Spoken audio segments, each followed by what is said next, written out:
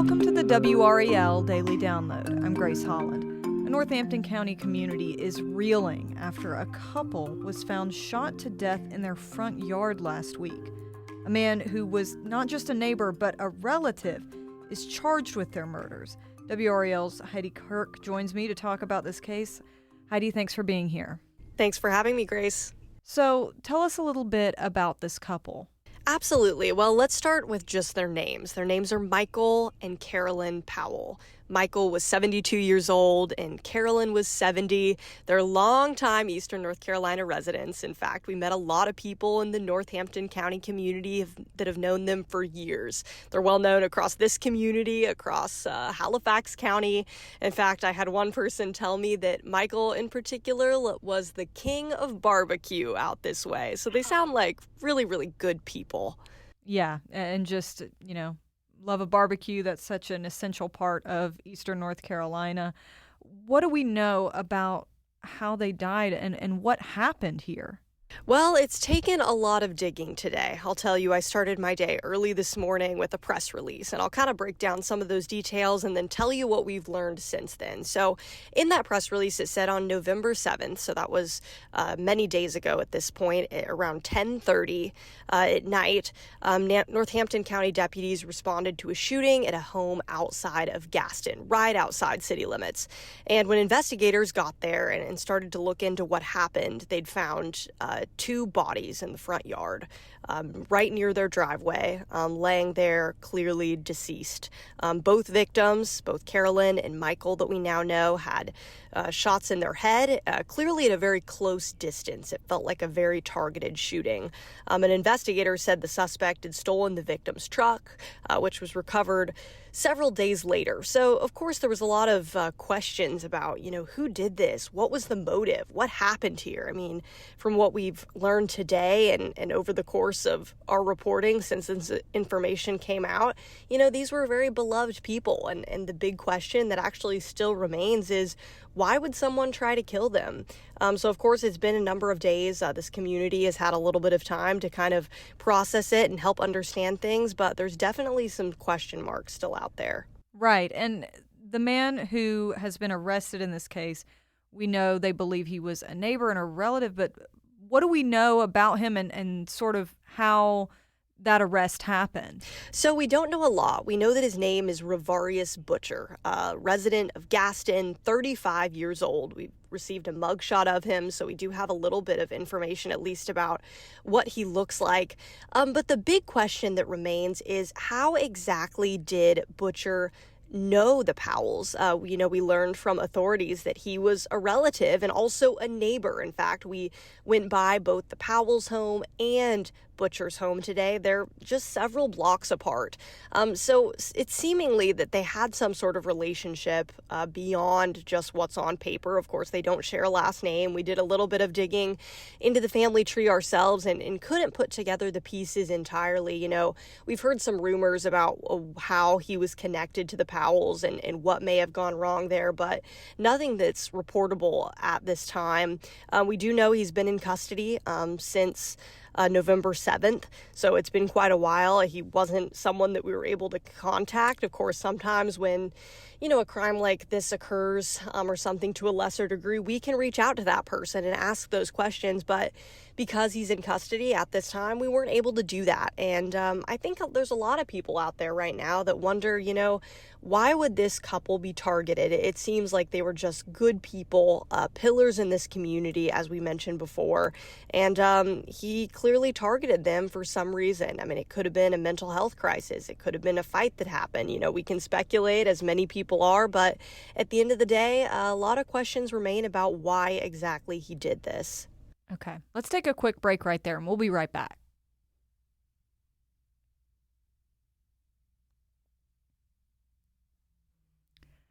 Heidi, before the break, you were talking about how there's just a lot of unknowns here. But as this has happened and people are starting the grieving process, I'm sure this is a difficult time for that community. So what was it like when you visited Gaston on Monday? Well, let me just start by saying before I even went to Gaston, I made a lot of calls. Of course, as the Eastern North Carolina reporter, I'm well connected in this community. So I called people like the mayor, I called a few sheriff's deputies, people that I've chatted with in the past before. And the shocking part about this is everyone knew this couple. I mean, there was not a single person I talked to, and I was just making cold calls, who said that they didn't know them. They, again, were clearly just well known across not only Northampton County, but also Halifax County and several other neighboring counties. You know, they were people that volunteered out in the community. They were just beloved in so many ways. And, so it was definitely somber in the air. I mean, everyone that I talked to was definitely feeling the weight of this tragedy that's happened. The first place that we went today was Cool Spring Missionary Baptist Church, which Michael is a longtime member. He's actually been a member his entire life. And then, of course, his wife, Carolyn, as soon as they got married, she became a member as well. And they visit the church every single Wednesday, every single Sunday. And so we thought, how can we help tell their story? And to me, the most important thing was connecting with people that, knew them the best. And so we started our day at the Baptist church, and we connected with senior pastor, Reverend Travis Judkins. He knew them extremely well. And he said it was heavy yesterday, especially, Sunday, it was very obvious that they would have been in church. Were they still alive? And they weren't. So there's definitely an energy really hanging over this community today. Yeah, and Heidi, I when I've covered cases like this, as a reporter, I know that it takes a toll on you to have to do this, and it can feel kind of awkward sometimes asking about this person who died in an awful way and sort of figuring out how you're going to tell their story. And can you just kind of talk a little bit about why it's important, why we as reporters sometimes go out to these communities and do that, and just kind of what you learned about this couple in the course of doing that today that you think is worth highlighting? Absolutely. I mean, there's so many personal stories from these people, and you're absolutely right. I mean, to tell a story like this, it's so important to connect with the people that knew them the best and are feeling the weight of this tragedy on them right now. And so I'll start with some of those personal stories. I mean, one was right here at the Baptist church. We walked inside, and my first question to the pastor was, did the Powells have a particular place that they sat? And he immediately walked me over, pointed me to one pew, and he said, there are still scuff marks on this pew from, where Carolyn used to sit. I'm sure that, you could kind of see the fabric was ruffled. And he said that is because Carolyn was there just a week ago, and that's really powerful to know that, she was in that pew every single week, sometimes twice a week. And then he pointed up to the front of the stage and he said, and that's where Michael used to sing in the choir. He said they were kind of the dynamic duo. They were young and in love at one time, and that maintained all the way into their 70s. And they were really just pillars in that church. People would come in, they'd talk to them. The Reverend also told me that, the couple was so important in his family that they were people that they went over to for advice as a younger couple. They were, so connected that they would go over sometimes multiple times a week for dinner.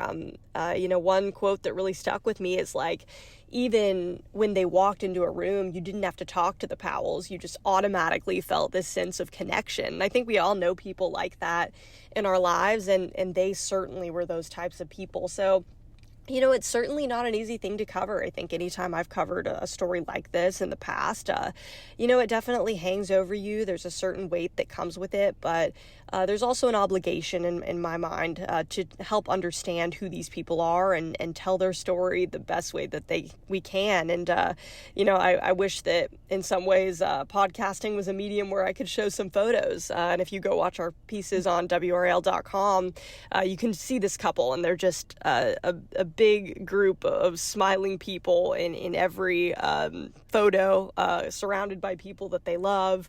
Just clearly a very well-respected couple in this community.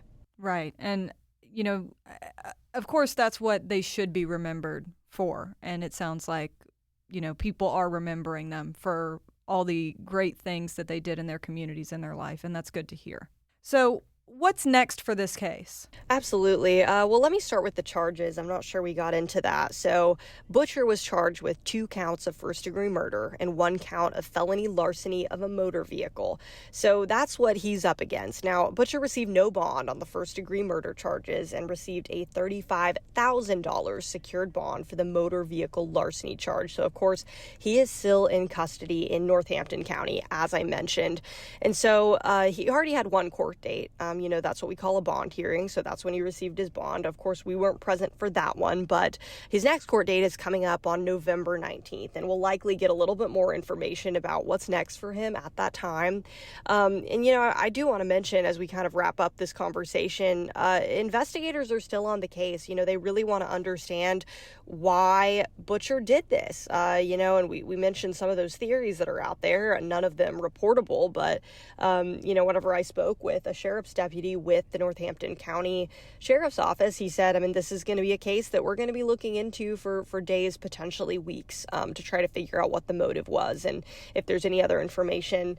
So I will mention, at the end of this, they definitely don't want to leave any stone unturned. So the sheriff's deputy said, please contact Northampton County Crime Stoppers. You can easily find that number online. We also have it on our website, WRAL.com. And, they're looking at any lead that they can to kind of understand, what happened here and why this quickly became so tragic. Okay, thank you so much, Heidi, for your reporting on this. And thank you for listening to the WRAL Daily Download.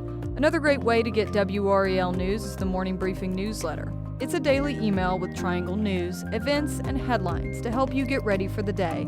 Sign up at WRAL.com/newsletter.